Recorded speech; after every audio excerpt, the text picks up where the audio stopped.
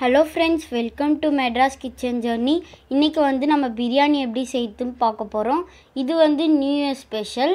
இன்னும் Madras kitchen ஜர்னிக்கு subscribe பண்ணாதவங்க subscribe பண்ணுறங்க.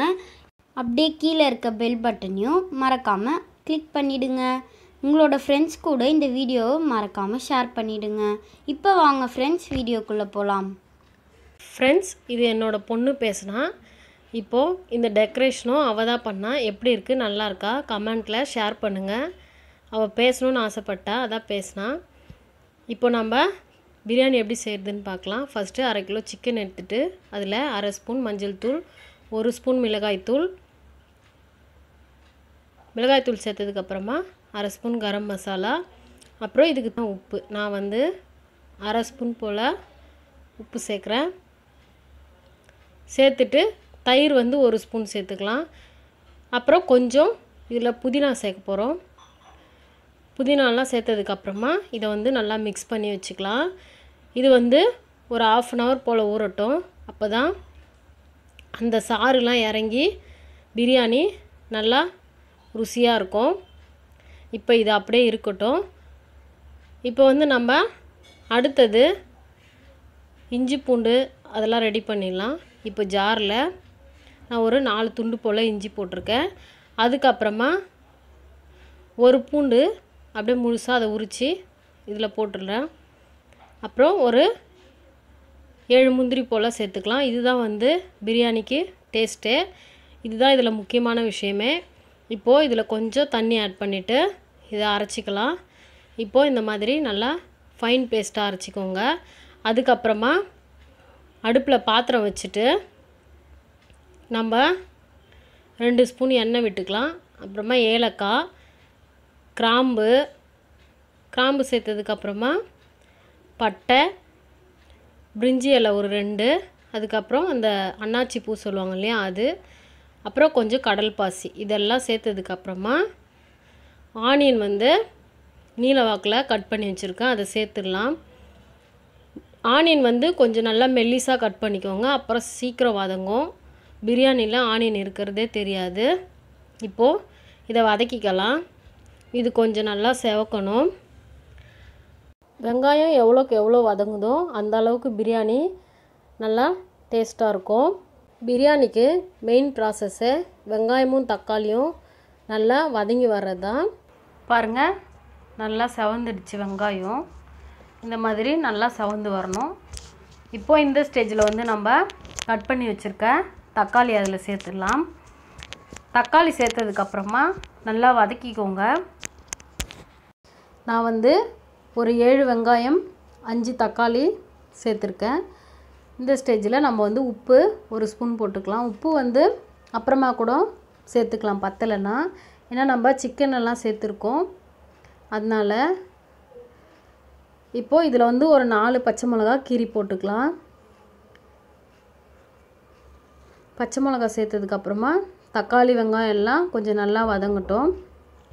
இப்போ பாருங்கள், நல்லா கொஞ்சம் பாதி வதங்கிடுச்சு. இந்த ஸ்டேஜில் நம்ம அரைச்சி வச்சுருக்கோம் இல்லையா இஞ்சி பூண்டு முந்திரி, அது எல்லாம் கலவையும் இதில் சேர்த்துட்டு நல்லா வதக்கிக்கலாம். இப்போது 2 ஸ்பூன் நான் மிளகாய்த்தூள் இதில் ஆட் பண்ணுறேன். உங்களுக்கு காரம் எவ்வளோ தேவையோ அந்த அளவுக்கு ஆட் பண்ணிக்கோங்க. தனி மிளகாய்த்தூள் இது, ஏன்னா நம்ம சிக்கன்லேயும் மேரினேட் பண்ணி வச்சுருக்கோம் அதனால். அதுக்கப்புறமா 1/2 ஸ்பூன் கரம் மசாலா. இப்போது இது எல்லாத்தையும் நல்லா வதக்கிக்கலாம். இது கொஞ்சம் வதங்கினதுக்கப்புறமா அடுத்து என்ன பண்ண போகிறோன்னா, நம்ம சிக்கன் வந்து மேரினேட் பண்ணி வச்சுருக்கோம் இல்லையா, அதை வந்து இதில் ஆட் பண்ணிடலாம். சிக்கன் ஆட் பண்ணிவிட்டு கூடவே நம்ம புதினா கொத்தமல்லி சேர்த்துக்கலாம். நான் வந்து 1 கை புதினா, அதை விட கொஞ்சம் கம்மியாக கொத்தமல்லி சேர்க்குறேன். இப்போ இதை எல்லாத்தையும் நல்லா சேர்த்துட்டு கலந்து விட்டுடலாம். இதுக்கப்புறமா இது வந்து சிம்மில் வச்சு ஒரு 5லேருந்து 10 நிமிஷம் வரைக்கும் கொஞ்சம் நல்லா வேகட்டும். இதை இப்போ மூடி வச்சாச்சு, இது வேகட்டும். இப்போ வந்து நம்ம ஓப்பன் பண்ணி பார்க்கலாம் எப்படி இருக்குன்ட்டு. பாருங்கள், அந்த எண்ணெய் எல்லாம் பிரிஞ்சு மேலே வந்து நல்லா வதங்கியிருக்கு. இப்போ இந்த ஸ்டேஜில் வந்து நம்ம தயிர் சேர்த்துக்கலாம். தயிர் வந்து நான் ஒரு 2 ஸ்பூன் சேர்த்துக்கிறேன். தயிர் சேர்த்து நல்லா கிண்டிட்டதுக்கப்புறமா கொஞ்சம் வதங்கிடுச்சு. இப்போ இதில் வந்து தண்ணி ஆட் பண்ணிக்கலாம். நான் இந்த பாத்திரத்தில் 1 பவுல் அரிசி எடுத்தேன். அதனால் வந்து இதில் 1.5 பவுல் தண்ணி ஊற்றிக்கலாம். 2லாம் ஊற்றினா குழஞ்சிடும். 1.5 பவுல் வந்து கரெக்டான அளவு குச்சி குச்சாக இருக்கும். இப்போது இது எல்லாத்தையும் ஓரத்தில் இருக்க மசாலாலாம் நல்லா கிளறி விட்டுட்டு இதில் வந்து நம்ம இன்னும் கொஞ்சம் உப்பு சேர்த்துக்கலாம். ஏன்னா நம்ம 1 ஸ்பூன் உப்பு தான் சேர்த்தோம். அதனால் இப்போ உப்பு சேர்த்துட்டு மூடி வச்சிடலாம். இப்போ ஓப்பன் பண்ணி பார்க்கலாம். பாருங்கள், தண்ணி நல்லா கொதிக்குது. இந்த மாதிரி நல்லா கொதி வரணும். இப்போ இந்த ஸ்டேஜில் வந்து நம்ம ஊற வச்சுருக்க அரிசி அதில் ஆட் பண்ணிடலாம். பாஸ்மதி ரைஸ் நான் வந்து 1/2 மணி நேரம் போல் ஊற வச்சுருக்கேன்.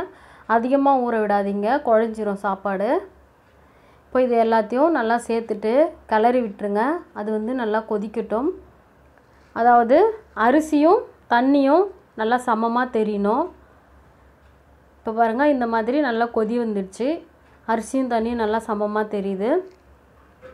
இந்த ஸ்டேஜில் வந்து நம்ம மூடிடலாம்.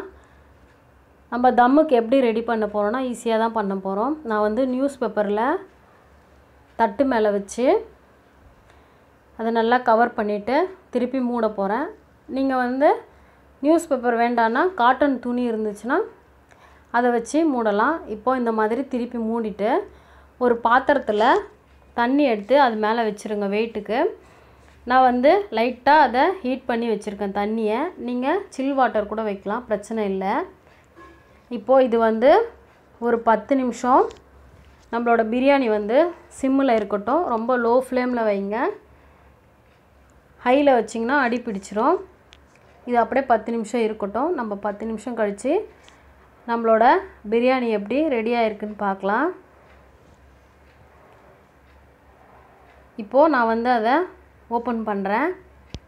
பாருங்கள், எவ்வளோ சூப்பராக குச்சி குச்சாக தெரியுதுங்களா உங்களுக்கு வீடியோவில்? நல்லா சூப்பராக ரெடி ஆகிடுச்சு. நான் வந்து கொஞ்சமாக இதில் வந்து கலர் பவுடர் ஆட் பண்ணுறேன். கலர் பவுடர் சேர்த்ததுக்கப்புறமா இதை வந்து கொஞ்ச நேரம் திருப்பியும் ஒரு 2 நிமிஷம் மூடி வைக்கலாம். இப்போ ஓப்பன் பண்ணலாம். இப்போ பாருங்கள், நல்லா ரெடி ஆகிடுச்சு. இப்போது நம்ம அதை கிளறி விட்டுடலாம். ரொம்ப கிளறாதீங்க. இந்த மாதிரி கிளறும்போது ஓரத்தில் கிளறணும். ஏன்னா நடுவில் கரண்டி போட்டோன்னா உடஞ்சிடும். இப்போ நம்மளோட பிரியாணி ரெடி ஆகிடுச்சு பாருங்கள். அப்போ வந்து கொஞ்சம் ஒயிட்டாக இருந்தது, ஏன்னா மசாலாலாம் கீழே தங்கி இருந்தது. இப்போ நம்ம கிளறினதுக்கப்புறமா மேலே எல்லாமே நல்லா கலந்து வந்திருக்கு.